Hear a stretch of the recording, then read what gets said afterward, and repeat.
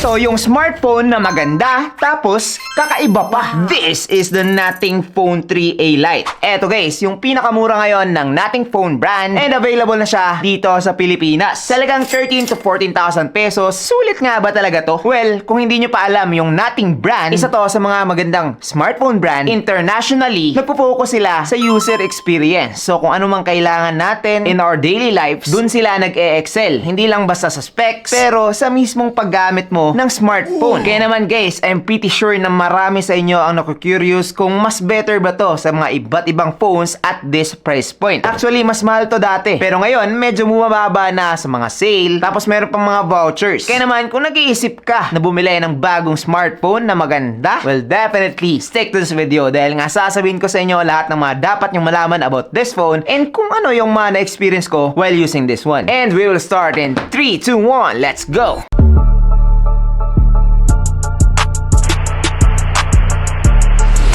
Yo, what's up guys? I'm JP and this is JTeen TV. Na kung bago ka pa lang dito, magpapag-giveaway tayo ng phone every month. So, kung gusto nyo ipag-giveaway natin to, medyo mahal to, pero just comment down below.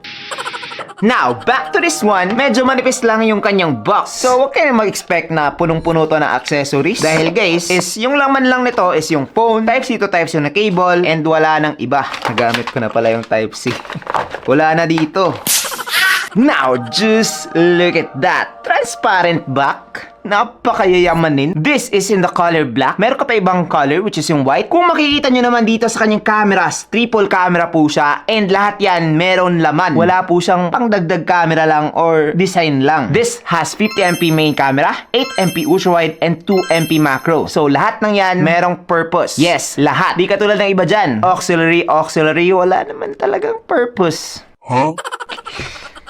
Another cool thing about this phone is that yung kanyang flash, walang umbok. Minsan lang tayo makakita nun. Usually, nakaumbok talaga. Dito, wala. Flat lang talaga siya except sa kanyang tatlong camera. Ngayon, like I've said, meron siyang transparent type of back design. It's because glass po to. Yes, meron siyang glass back, plastic frame, and glass front. Actually, medyo matibay din to guys dahil nga panda glass na yung both back and front netong phone na to. Also, meron siyang napakaliit na glyph light dito sa kanyang may ibabang part pero hindi ko na masyadong i-explain yan dahil nga even though meron talaga siyang purpose, for me, pang additional lang yun. Wala siyang masyadong effect dahil nga anliit niya. And isa pa, hindi katulad ng mga Nothing phone na mamahalin, napakalaki ng mga glyph lighting nila. So eto, wala lang, para lang meron pa rin pero napakaliit. Now, one thing to know about this one is that yung kanyang back design, even though napakaganda niya, napakadali lang din itong kapitan ng mga fingerprints and smudges. That is why medyo dumihin talaga itong phone na to. And also, mahirap po siyang linisin. Dahan-dahan and careful talaga sa paglinis dahil nga magkakaroon to ng scratch kapag merong mga particles dahil nga glass to. Tapos kitang-kita mo talaga kapag merong gas-gas. Legit. Ngayon, dito naman sa may buttons and ports, sa ibabagay sa kalagay yung kanyang SIM card tray which is merong hybrid SIM card slot. Pwede kayong maglagay ng 2 SIM card or 1 SIM card plus 1 SD card. Katabi naman to yung kanyang microphone, Type-C port, and speaker grills. Dito naman sa right side nakalagay yung kanyang power button and 1 additional button which is pwede mong gamitin for screenshot and screen record. So, for me, hindi siya masyadong useful pero andito po siya. Dito naman sa left side nakalagay yung kanyang volume rockers which is halos nasa gitna na. Pero yes, okay po siya. Parang dito naman talaga nakalagay yung finger ko. So, you know, alam talaga ng Nothing kung saan dapat ilagay yung volume rocker. Sa top naman nakalagay dito yung kanyang secondary microphone. And so far, that's it. Wala po siyang secondary speaker. Yes, single pairing speaker lang itong phone na to. So, kung gusto mo ng dual speaker, do not buy this phone. Ganun lang kadali. But so far, all in all, glass back, matinding pagkakadesign. Kung gusto mo talagang kakaiba ka sa inyong group, well, definitely, eto yung mare-recommend ko. Malupit. Now, let's talk about the display of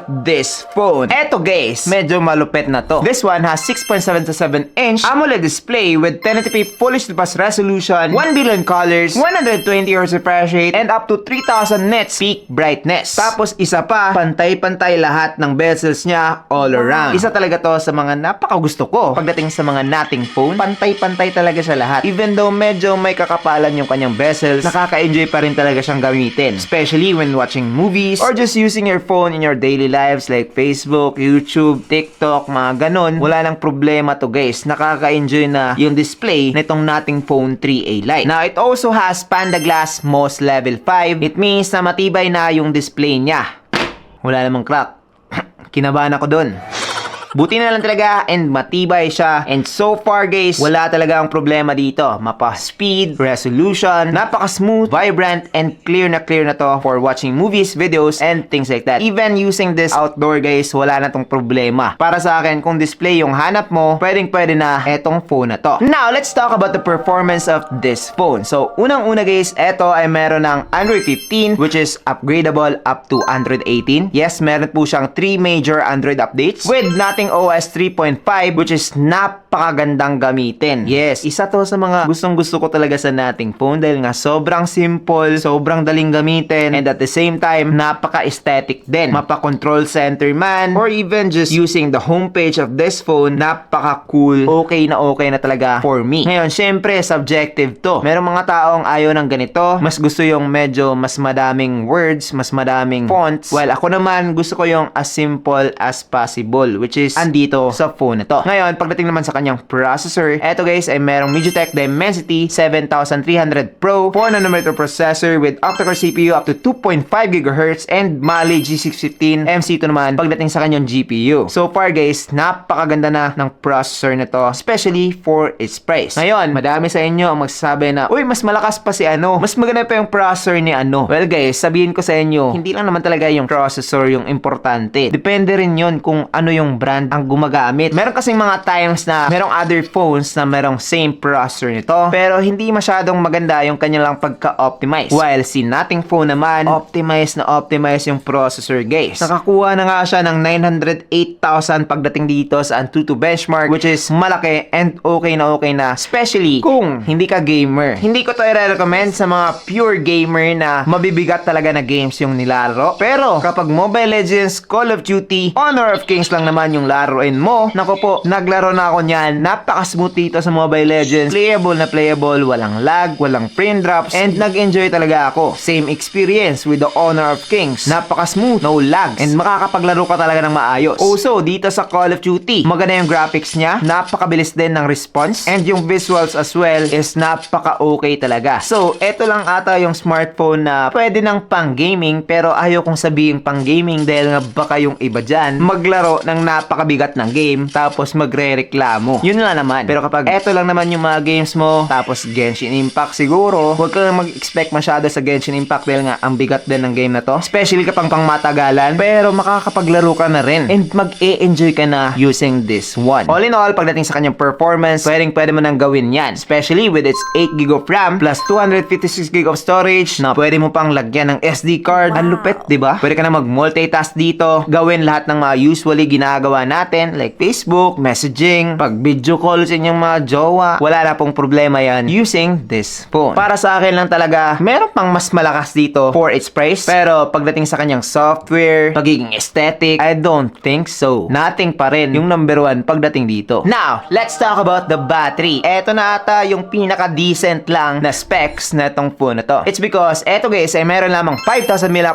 battery with 33 watts of charging. Not exactly fast dahil nga, iba na yung fast ngayon. 80 watts, 100 watts, ganun na. Grabe na talaga yung technologies natin ngayon, di ba? Ang bibilis. But with just the 5,000 mAh, mabilis na rin yung 33 watts netong phone na to. Guys, makakaabot ka na ng 0 to 50% in just 20 minutes. Tapos yung 0 to 100% naman is around 58 minutes or sabihin na lang natin isang oras. Mabilis na rin po siya, especially kung i-compare natin sa ibang smartphone na merong malaking battery tapos same lang yung charging. But yes, mabilis siyang ma-charge pero mabilis na naman siyang malubat. 5,000 mAh lang kasi. Yung ibang mga smartphone naabot ng 2 days, well this one day ka lang using this phone. So far, totoo talaga yung sinabi ko. Yung battery niya, yung pinaka-decent lang na spec pagdating dito sa phone na to. Now, let's talk about one of the best thing about this phone, which is yung kanyang camera. No, cameras. Merong S. Madami. Eto guys, ay merong 50MP main camera, 8MP ultra-wide, and 2MP macro. Dito naman sa kanyang front, this one has 16MP selfie camera. Ngayon, pagdating naman dito sa aking testing, napakaganda na ng mga nakuha kong pictures using this phone. Natural, napaka-vibrant, malupit yung kanyang color production. It means na medyo natural na rin yung mga result niya. Even pagdating sa night shots ko dito guys, ganun pa rin yung skin tone ko, which is amazing. Napaka-sharp rin niya, even sa mga night shots ko. And most Most especially kapag nasa daylight ka, makakakuha ka talaga ng mga perfect photos using this phone. Dagdag ko na lang din na kapag marunong ka talagang pumicture guys, magkakaroon ka talaga ng result na parang iPhone. Kasi parang kinopya ng nating phone yung image processing ng iPhone. Kumbaga, kung gusto mo magkaroon ng parang iPhone pagdating sa photo, pero Android, nating phone yung piliin mo. Parang ganun yung gusto nilang mangyari. So, photography wise, okay na itong phone ito. Mapa-selfie man, back camera, tapos dagdag pa natin yung kanyang ultra wide. Although, 8MP lang to. Kapag meron kang enough lighting, like kapag sa umaga, or meron na talagang decent lighting, okay na okay yung kanyang ultra wide. Pero kapag sa gabi naman, medyo dun na siya lalabo. But yung kanyang main camera guys, mapagabi man or umaga, perfect na perfect yung makukuha mong photo results using this phone. Now, I'm saying as in perfect for its price. Hindi yung parang eto na yung pinaka the best sa lahat ng mga smartphone including the 50,000, 60,000, hindi naman ganun. For its price, okay na to. Legit. Now, for its video naman, eto guys ay makakakuha ng 4K at 30fps sa kanyang main camera and 1080p at 60fps naman pagdating dito sa kanyang selfie camera. And ngayon, try natin. So, eto guys yung video quality using the Nothing Phone 3a Lite. Ano sa tingin nyo?